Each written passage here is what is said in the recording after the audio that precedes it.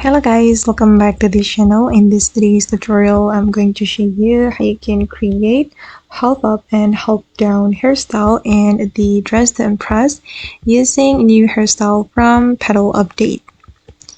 Okay, let's get into it guys. I'm going to choose this hairstyle and then we're going to remove the bangs and then select this style.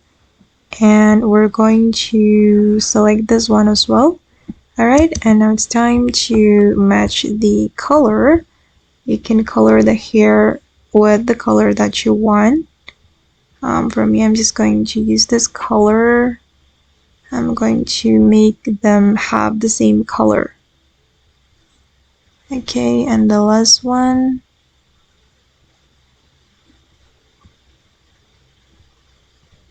Alright.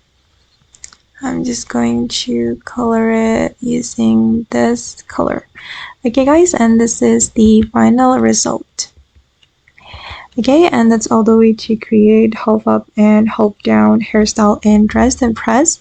I hope this video will be useful for you. Thank you so much for watching and bye.